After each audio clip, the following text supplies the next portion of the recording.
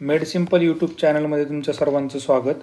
आजपासून आपण एक नवीन रॅपिड रिव्हिजन सिरीज सुरू करतोय की जी असणार आहे चालू घडामोडीवर. आणि त्याच्यामध्ये फक्त जे इम्पॉर्टंट आहेत म्हणजे अतिसंभाव्य जे प्रश्न आहेत आणि जे फार इम्पॉर्टंट आहेत येणाऱ्या राज्यसेवा संयुक्त आणि गट क पूर्व परीक्षा 2021 साठी जी 2022 मध्ये होणार आहेत तर त्यासाठीचे जे अतिसंभाव्य करंट अफेअर्स आहे फक्त त्याचे डिस्कस करणार आहेत.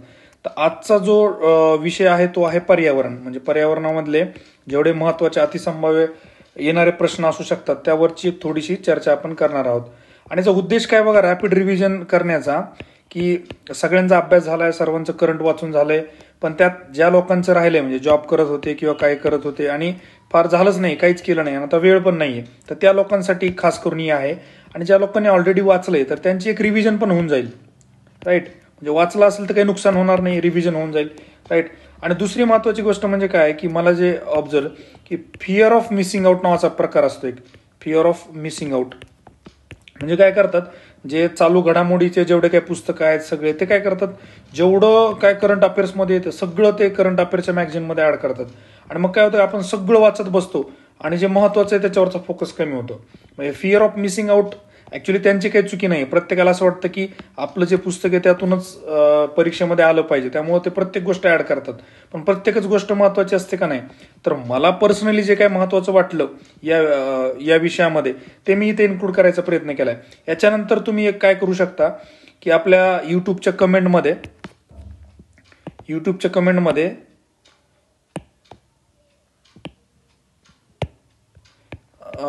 कमेंटमध्ये किंवा जे आपलं टेलिग्रामचे चॅनल आहेत, एक मेड सिंपल आहे आणि फोरम मेड सिंपल आणि एक मेड सिंपल, तर इथे पण तुम्ही सांगू शकता की तुम्हाला काय वाटतं कुठले जास्त महत्वाचे आहेत किंवा या ज्या गोष्टी आहेत याच्यामध्ये तुम्हाला जर काही करेक्शन वाटत असतील तर तुम्ही ते पण कमेंट करून सांगू शकता. राईट. तर आता पहिला जो टॉपिक आहे सुरू करणार आपण की न्यूझीलंडमध्ये काय केलं की हवामान आणीबाणी जाहीर केली आहे. की न्यूझीलंडमध्ये 2 डिसेंबर 2020 हवामान आणीबाणी जाहीर केली. आता न्यूझीलंड हे पहिला देश आहे का जगातला, तर नाहीये, हा पहिला देश नाहीये, पण न्यूझीलंडनं पण आणीबाणी घोषित केली, त्यालाच आपण क्लायमेट इमर्जन्सी म्हणतो. तर हे न्यूझीलंडनं आता डिक्लेअर केली आहे. आणि हा न्यूझीलंडच्या संसदेनं ठराव 2019 मध्ये मांडलेला होता आणि मग त्याचे आता 2 डिसेंबरला डिक्लेरेशन केलेलं आहे. राईट. आणि त्यांचा मेन एम काय की 2050 पर्यंत कार्बन न्यूट्रल व्हायचं आहे त्यांना.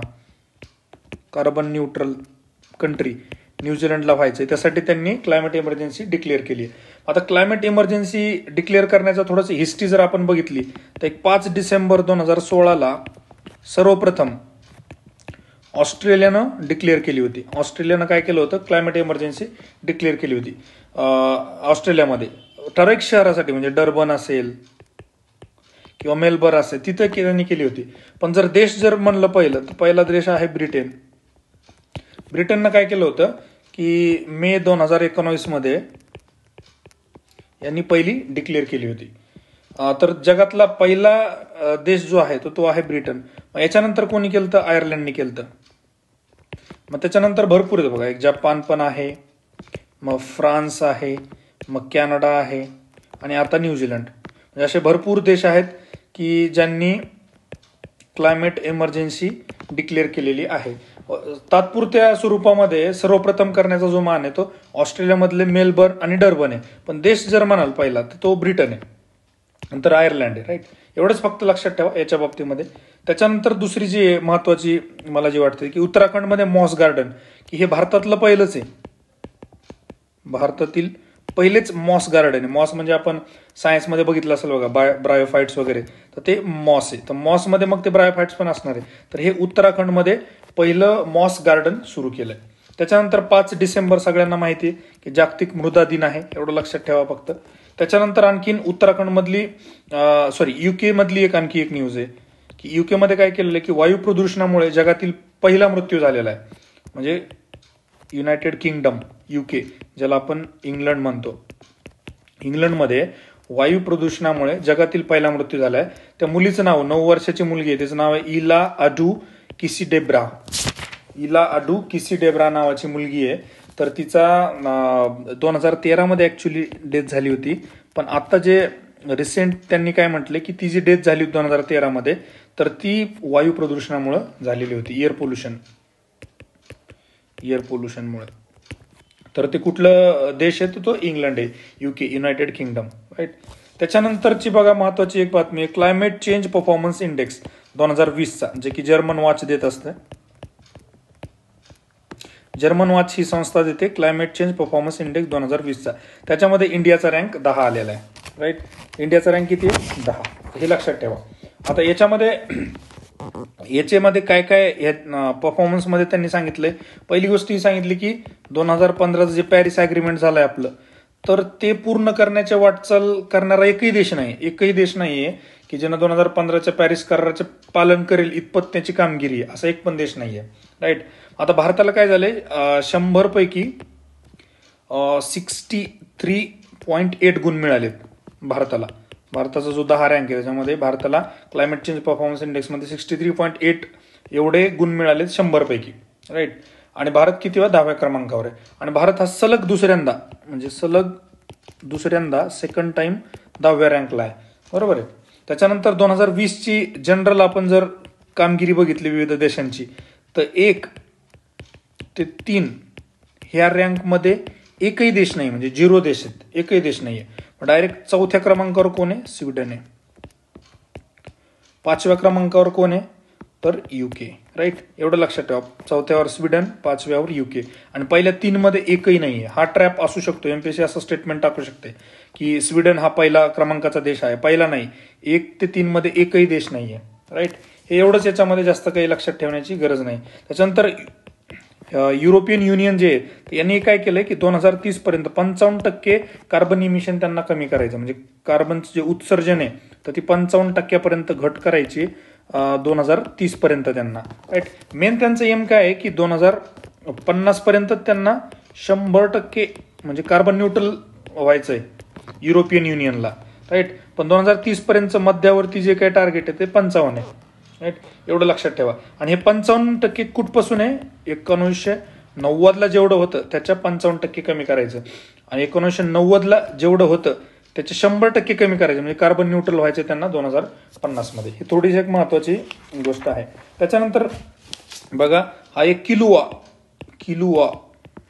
किलुआ नावाचा व्होल्कॅनो, ज्वालामुखीचा उद्रेक झालेला आहे, तो हवाईयन बेटावर झालेला आहे. आता हे का महत्वाचं आहे? कुणाला जास्त महत्वाचं वाटणार नाही, पण आता झालेल्या UPSC मेन्स परीक्षेमध्ये जगात झालेल्या विविध ज्वालामुखीचे त्याच्यावर एक प्रश्न विचारला होता. त्याच्यामुळं मला असं वाटतं की MPSCला पण ते महत्वाचं होऊ शकतं. एवढं लक्षात ठेवा फक्त. किलुआ जर मॅच द पेअर म्हणजे जोड्या लावामध्ये विचारलं त्यांनी, तर किलुआ कुठे आहे? तर तो हवाईयनमध्ये, राईट. एवढं लक्षात ठेवा फक्त. बाकी काही जास्त करण्याची गरज नाही. तो काल्डेरा नावाचा प्रकार आहे, MPSCने याच्यावर पण विचारलं होतं कुठल्या टाईपचा व्होल्कॅनो आहे, तर तो काल्डेरा नावाचा व्होल्कॅनो आहे. एवढं लक्षात ठेवा, जास्त काही लक्षात ठेवण्याची गरज नाही. त्याच्यानंतर आता ही महत्वाची बघा, रामसार साईट जे आहेत, तर रिसेंटली काय झालं, एक सोकार नावाची लडाखमधली डिक्लेअर केली. ती 42nd होती, ही डिसेंबरमध्ये डिक्लेअर केली होती, डिसेंबर 2020 मध्ये. सोकार जी आहे लडाखमधली ती 42वी झाली. आता सध्या भारतामध्ये किती आहेत? टोटल 47 आहेत रामसार साईट भारतामध्ये. आता 42 नंतरच्या पुढच्या कुठल्या आहेत? तर 42 नंतरच्या बघा 2 आहेत हरियाणामधल्या आणि 2 आहेत गुजरातमधल्या. तर हरियाणामधल्या 2 कुठल्या आहेत? तर हरियाणामधली पहिली जी आहे भिंदवास वाईल्ड लाईफ सँक्च्युरी हरियाणामधली, आणि त्याच्यानंतर सुलतानपूर नॅशनल पार्क हरियाणामधलं. आणि मग गुजरातमधल्या 2 कोणत्या आहेत? गुजरातमध्ये पहिली आहे बघा थोल लेक वाईल्ड लाईफ सँक्च्युरी, आणि दुसरी आहे वादवाना वेटलँड गुजरात. म्हणजे आता हे काय झालं, 42, 43, 44, 45, 46. आता 47वी कुठली आहे? ही फार महत्वाची. ही आहे हैदरपूर कुठे आहे? हैदरपूर वेटलँड ही कुठे आहे? तर ही उत्तर प्रदेशमध्ये. म्हणजे 47वी जी आता डिसेंबर 2021 मध्ये जी डिक्लेअर झाली लेटेस्ट, तर ती आहे बघा हैदरपूर उत्तर प्रदेशमधली. पण आता जर MPSCनं पेपर सेट केला, समजा जर डिसेंबरचे करंट त्यांनी ऍड नाही केलं, तर मग ते 46 असतील. तर पेपर बघून थोडंसं काळजी घ्या, आता आजच्या कंडिशनला 47 रामसार साईट आहेत बघा टोटल, राईट. एवढं फक्त लक्षात ठेवा. त्याच्यानंतरची बघा आता एक बांधवगड टायगर रिझर्व जे मध्य प्रदेशमधला बांधवगड टायगर रिझर्व जे, तर त्यांनी काय केलं, पहिलं हॉट एअर बलून पहिल्यांदा त्याच्यातून सफारी, देशातील पहिली व्याघ्र हॉट एअर बलून वन्यजीव सफारी त्यांनी सुरू केलेली आहे. ते का हॉट एअर बलून मध्ये वरून आणि बफर झोन मध्येच ते फिरू देणार आहे टायगर बघण्यासाठी. हॉट एअर बलून सफारी कुठे, बांधवगड टायगर रिझर्व कुठे, मध्य प्रदेश. फक्त एवढंच लक्षात ठेवा. त्याच्यानंतर रिसेंटली एक लडाखमध्ये IMDनं मेट्रोलॉजिकल म्हणजे ज्याला हवामान केंद्र आपण म्हणतो, ते गव्हर्नमेंटनं म्हणजे कोणी केलंय, डॉक्टर हर्षवर्धन यांनी नुकतंच उद्घाटन केलेलं आहे. ते विज्ञान मंत्री आहेत, तर त्यांनी याचं उद्घाटन केलेलं आहे कुठे, लडाखमध्ये, राईट. तर हे रिजनल नाही आहे बघा, हे तिथलं लोकल IMD सेंटर त्यांनी तयार केलेलं आहे. जर आपण IMD इंडियन मेट्रोलॉजिकल डिपार्टमेंटचा इतिहास बघितला तर तिची स्थापना झालेली आहे 1875 मध्ये, म्हणजे ब्रिटिश काळात IMDची स्थापना झालेली आहे. आणि सध्या हेडक्वार्टर आजच्या कंडिशनला कुठे आहे, तर न्यू दिल्लीला आहे, राईट. आणि आता हेडक्वार्टरचा जर इतिहास बघितला, सगळ्यात पहिले कुठं होतं, कलकत्ता, ब्रिटिश काळी म्हणजे आजचा कोलकाता, राईट. सगळ्या स्टार्टिंगला. मग त्यांनी काय केलं, 1905 मध्ये काय केलं, शिमल्याला ट्रान्सफर केलं, राईट. कलकत्त्याचं 1905 मध्ये शिमल्याला ट्रान्सफर केलं. आणि मग 1928 मध्ये त्यांनी काय केलं, ते पुण्याला, म्हणजे आपलं जे शिवाजीनगर बस स्टँडच्या समोरचं आहे, तर ते 1928 ला ट्रान्सफर केलं होतं पुण्याला. आणि मग नंतर परत काय केलं, 1944 मध्ये परत न्यू दिल्ली, राईट. याच्यावर MPSCने एकदा प्रश्न विचारून पण झालाय बघा, की IMD सुरुवातीला कुठे, म्हणजे कोलकात्याला, नंतर सिमला, नंतर पुणे, नंतर नवी दिल्ली. ते असं जोड्याला आपण घेऊ शकतात, किंवा असेंडिंग ऑर्डर, डिसेंडिंग ऑर्डर, सुरुवातीला जे होतं तिथून तर पुढे जाणार असं पण विचारू शकतात. तर पहिलं कलकत्त्याला होतं, 1905 ला सिमल्याला, 1928 ला पुणे आणि 1944 ला नवी दिल्ली. आजच्या कंडिशनला नवी दिल्ली. स्थापना आहे 1875 ची, जे कलकत्त्याला स्थापन केलं होतं. आणि आता एक रिसेंटली फक्त लडाखमध्ये IMDनं सेंटर सुरू केलं, ते काय रिजनल सेंटर नाहीये. आता रिजनल सेंटर जर बघितले, म्हणजे किती आहेत, 6 जे आहेत ते रिजनल सेंटर आहेत, प्रादेशिक ज्याला आपण म्हणतो. तर त्यात पहिलं कुठं आहे, कोलकाता. दुसरं कुठं आहे, गुवाहाटी. तिसरं कुठं आहे, मुंबई. चौथं कुठं आहे, पुणे. महाराष्ट्रात 2 आहेत, मुंबई आणि पुणे. त्याच्यानंतर कुठे आहे, न्यू दिल्ली. त्याच्यानंतर कुठे आहे, चेन्नई, राईट. चेन्नई, सॉरी, हे पुणे नाही आहे, हे नागपूर आहे, सॉरी, हे नागपूर आहे. रिजनल सेंटर जे आहे ते नागपूर आहे, मुंबई आहे, चेन्नई आहे, नवी दिल्ली आहे, राईट. हे 6 आहेत रिजनल सेंटर्स. एवढं लक्षात ठेवा फक्त. IMDचे रिजनल सेंटर 6 आहेत, राईट. त्याच्यानंतर पुढची एक महत्वाची जी न्यूज आहे, तर ती ही आहे की जागतिक हवामान सर्वेक्षण झालं होतं बघा. जागतिक हवामान सर्वेक्षण UNDPने केलं, म्हणजे UNच म्हणू शकतो आपण, युनायटेड नेशन्सचं. नेमकं काय केलं होतं, पीपल्स क्लायमेट वोट. फार इंटरेस्टिंग गोष्ट केली त्यांनी. काय केलं की लोकांचं एक मत घेतलं बाबा हवामान बदलाबद्दल, की हवामान बदल खरंच होतोय का नाही होत, याविषयी त्यांनी एक सर्वेक्षण केलं. कोणी केलं, UNDPने, युनायटेड नेशनची संस्था आहे ती, जागतिक हवामान सर्वेक्षण. याच्यामध्ये त्यांना काय लक्षात आलं की 2/3 लोक जे आहेत त्यांना वाटतं की खरंच क्लायमेट चेंज आहे, राईट. 2/3 लोकांना वाटतं क्लायमेट चेंज आहे. आणि जगातील सर्व लोक हवामान बदल थांबविण्यासाठी केलेल्या कृतीचे समर्थन करतात. सगळ्यांना वाटतं की जे काय चाललंय, पॅरिस अग्रीमेंट किंवा क्योटो, ते खूप चांगलं चाललेलं आहे, राईट.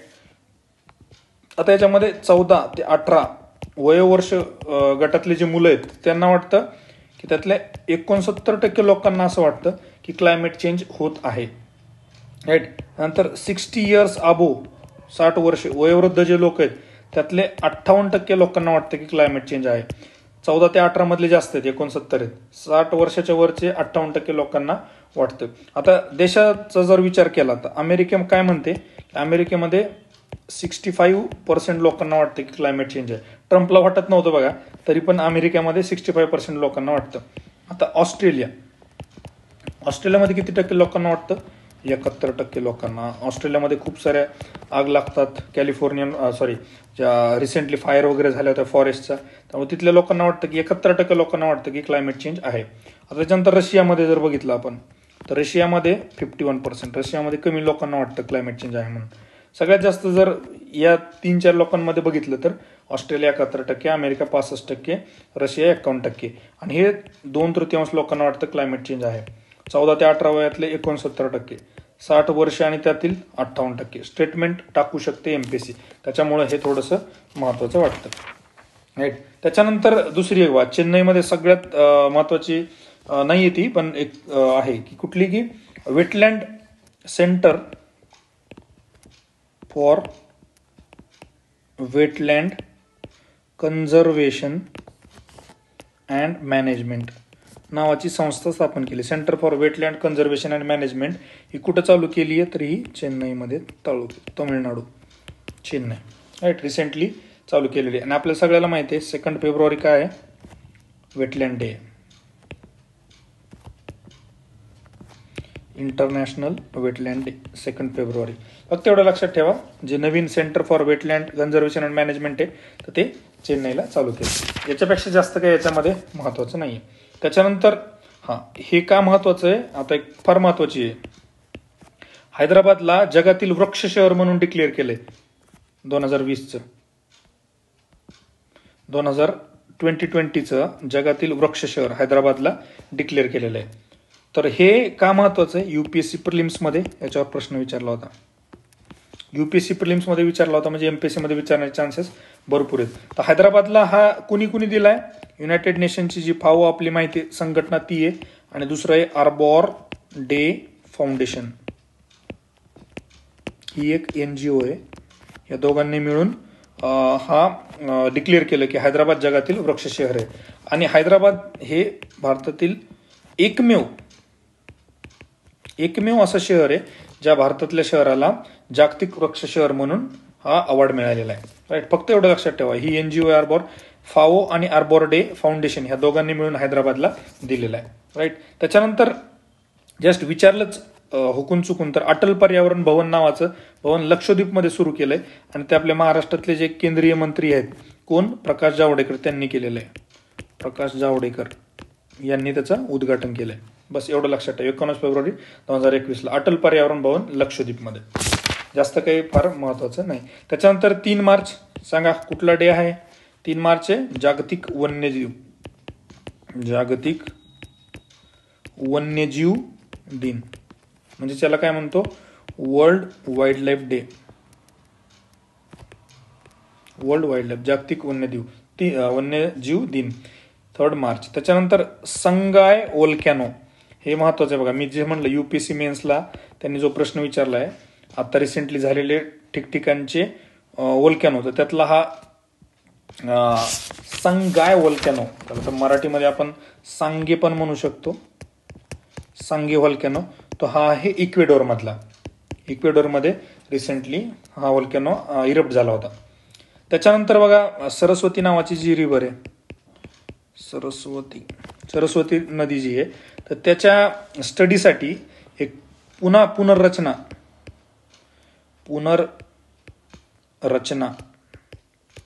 समिती गठन केलेली आहे.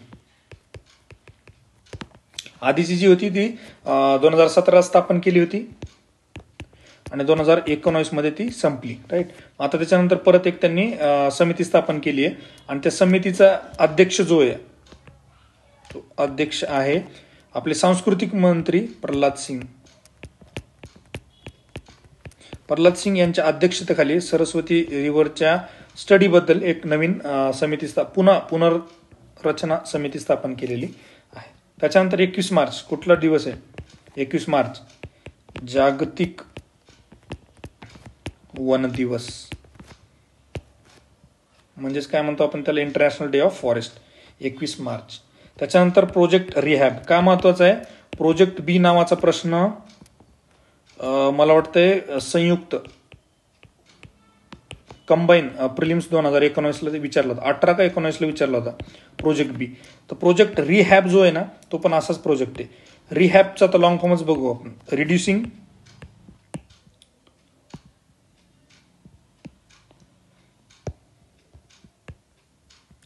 Reducing elephant human attacks using bees म्हणजेच मधमाशा. Reducing elephant human attacks using bee. Rehab, project rehab हा कशाशी निगडीत आहे? सरळ सरळ सिंपल प्रश्न विचारला तर तो आहे एलिफंट म्हणजेच काय? हत्ती. जसा प्रोजेक्ट बी विचारला होता तसा प्रोजेक्ट रिहॅब विचारू शकतात. याच्यामध्ये काय करणार आहेत ते, खेड्यांच्या आसपास काय करणार आहेत, मधमाशा ज्या आहेत ना, मधमाशांचे पेट्या बसवणार आहेत, मधमाशांच्या पेट्या. त्याच्या आवाजामुळे काय की ते खेड्यामध्ये ते हत्ती येणार नाहीत आणि त्याच्यामुळं हत्ती आणि माणसांमध्ये जे काय अटॅक्स होतात किंवा रिलेटेड कन्फ्लिक्ट्स होतात तर त्या कमी होतील. आणि हे पायलट प्रोजेक्ट कुठं चालू केलाय? नागरहोळे, नागरहोळे कर्नाटका. नागरहोळे नॅशनल पार्क आहे तर तिथे हा पायलट प्रोजेक्ट त्यांनी चालू केलेला आहे. आणि मधमाशांच्या पेट्या म्हणल्यावर कोण असणार आहे? KVIC, खादी व ग्रामोद्योग जे तर ते करणारे ह्या मधमाशांची व्यवस्था. राईट. याच्यानंतर आणखी एक महत्वाचं थोडासा MPSCचा फेवरेट वाटतं मला, IQ-EAR नावाची एक संस्था आहे स्वित्झर्लंड मधली. तर त्या संस्थेचा एक रिपोर्ट असतो, वर्ल्ड इयर क्वालिटी रिपोर्ट 2020. तर हा वर्ल्ड इयर क्वालिटी रिपोर्ट 2020 जो आहे त्याच्यामधले ब्रीफमध्ये आपण बघूया की काय काय. तर दिल्ली काय झालेलं आहे? Highest polluting capital in the world. Capital सिटीजमध्ये दिल्लीचा रँक 1 नंबर आलेला आहे. कशामध्ये? पोल्युशनमध्ये. सर्वात जास्त प्रदूषित असणारं जगातलं कॅपिटल सिटी कुठली? दिल्ली. एवढं लक्षात ठेवा. हे कॅपिटल सिटी मधला रँक दिल्लीचा 1 आहे. आणि इन जनरल सिटीमध्ये म्हणजे जनरल जी कॅपिटल नाहीये कुठली बी सिटी जी आहे नॉर्मल तर त्याच्यामध्ये कुठली आहे? होतान नावाची सिटी आहे, चायनामधली, चीनमधली होतान नावाची सिटी. आणि 2 नंबरला जनरलमध्ये कुठली आहे? गाझियाबाद. एवढं लक्षात ठेवा. पहिली जनरल होतान चीन, दुसरी गाझियाबाद. आणि कॅपिटल सिटीमध्ये दिल्ली 1 नंबरला आहे. राईट. आणि याच्यामध्ये महाराष्ट्रातली एकच आहे ते भिवंडी आणि त्याचा रँक आहे 5वा, 5th रँक. भिवंडी ही 5वी सिटी आहे जगातली सगळ्यात जास्त पोल्युटेड. आता याच्यामध्ये एक गोष्ट फार महत्वाची बघा, ती आपल्याला लक्षात ठेवावं लागणार आहे की जगातील राजधानीमध्ये म्हणलं तर दिल्ली, इन जनरल म्हणलं तर होतान चीन, 2 नंबरला गाझियाबाद आणि महाराष्ट्रातली एकच सिटी आहे ती म्हणजे 5व्या क्रमांकाला भिवंडी. राईट. तर हे वेगवेगळ्या याच्यामधलं. आणि देशामध्ये जर बघितलं आपण, आता हे सिटीज बद्दल झालं, देशामध्ये सगळ्यात 1 नंबरला आहे बांगलादेश, सगळ्यात जास्त प्रदूषित बांगलादेश. 2 नंबरला पाकिस्तान आणि 3 नंबरला भारत. तर जगातला सर्वात जास्त पोल्युटेड देश कुठला आहे तर भारत. कुठल्या सर्वेनुसार? IQ-EARच्या वर्ल्ड इयर क्वालिटी रिपोर्ट 2020 मध्ये. राईट. फक्त एवढं लक्षात ठेवा. त्याच्यानंतर आता बघा 22 मार्च काय आहे? कुठला दिवस आहे? World water day. 22 मार्च एवढं लक्षात ठेवा. 23 मार्च कुठला डे आहे? लवकर. वर्ल्ड मेट्रिओलॉजिकल डे म्हणजे काय? जागतिक हवामान दिन. किती आहे? 23 मार्च. आणि आता अर्थावर, याच्यावर मला वाटतं MPSCने एकदा प्रश्न विचारलाय पण तरी पण हे इम्पॉर्टंट आहे. 27 मार्च 2021 ला काय केलं? हा अर्थावर सेलिब्रेट केला. आणि अर्थावर हे कोण सेलिब्रेट करतंय? World wide fund for nature नावाची संस्था करते. आणि कधीपासून? 2007 पासून. पहिला कुठे केला होता त्यांनी? सिडनी. कुठे? ऑस्ट्रेलिया. 2007 ला पहिला अर्थावर सिडनी ऑस्ट्रेलिया येथे केला होता. ही संस्था आहे world wild life fund for nature, WWF. तर ही संस्था करते अर्थ आवर नावाचा डे. अर्थ आवर मध्ये काय असतं?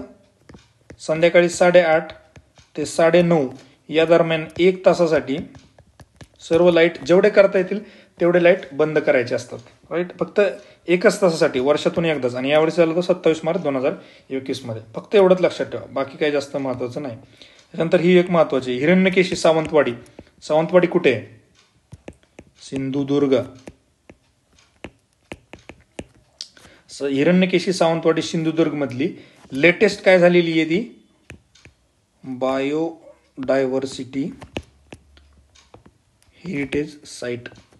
कोणी केली आहे? महाराष्ट्र गव्हर्नमेंटने डिक्लेअर केली आहे. मिनिस्टर कोण आहेत? आदित्य ठाकरे. आदित्य ठाकरेंनी बायोडायव्हर्सिटी हेरिटेज साईट डिक्लेअर केली. कशाला? हिरण्यकेशीला. कशासाठी? तिथे एक मासा सापडतो. तर त्या माशासाठी त्यांनी काय केलंय की, आणि त्या माशाचं नाव आहे शिस्टुरा. शिस्तुरा नावाचा दुर्मिळ प्रजाती आहे माशाची, ती तिथं सापडते. म्हणून हिरण्यकेशी सावंतवाडी मधलं, सिंधुदुर्ग मधलं जे त्याला बायोडायव्हर्सिटी हेरिटेज साईट नावाचं महाराष्ट्र गव्हर्नमेंटनं डिक्लेअर केलेलं आहे. फक्त एवढंच लक्षात ठेवा. याच्या आधी आतापर्यंत हे पहिलं आहे का? नाही. याच्या आधी कुठले कुठले राज्य शासनानं, महाराष्ट्र शासनानं बायोडायव्हर्सिटी हेरिटेज साईट डिक्लेअर केल्यात त्यातली पहिली बघा, गडचिरोली मधली कुठली आहे? गडचिरोली मधली आहे ग्लोरी अल्लापल्ली, ही पहिली गडचिरोली ग्लोरी अल्लापल्ली. जळगाव मधली कुठली आहे? लांडोरखोरी दुसरी. त्याच्यानंतर कुठली आहे परत आणखी? पुण्यातलं काय? गणेश खिंड,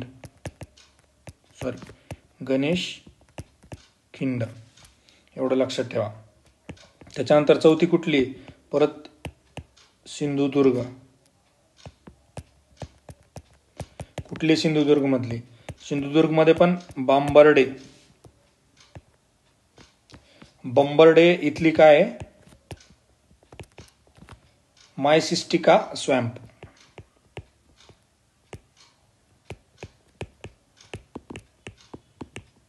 दलदल भाग जो असतो, मायसिस्टिका स्वॅम्प्स, सिंधुदुर्ग मधले बांबर्डे. म्हणजे आता काय झालं, सिंधुदुर्ग मध्ये 2 साईट झाल्यात, एवढं लक्षात ठेवा. महाराष्ट्र एकाच ठिकाणी 2 साईट आहेत सिंधुदुर्ग मध्ये, बांबर्डे मधले मायसिस्टिका स्वॅम्प्स आणि आता हिरण्यकेशी. कशासाठी? शिस्तुरा नावाचा मासा आहे त्या प्रजातीसाठी. त्याच्यानंतर 22 एप्रिल कशाचा डे आहे? वर्ल्ड अर्थ डे, जागतिक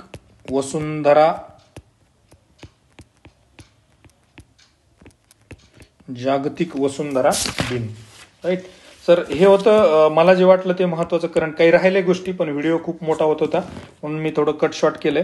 तर तुम्हाला जे काय वाटतं ते तुम्ही काय करा, टेलिग्राम चॅनलवर किंवा टेलिग्रामचा जो आपला ग्रुप आहे फोरम मेड सिम्पल, त्याच्यावर तुम्ही बाकीचे करंट अफेअर सांगू शकता की हे महत्वाचं वाटतं, ते महत्वाचं. एक त्यानिमित्तानं काय होईल, एक चर्चा होईल, एक डिस्कशन पण होईल. पण त्यात अतिसंभाव्यत सांगा, फक्त कुठल्याही गोष्टी सांगू नका. Right. So thank you very much.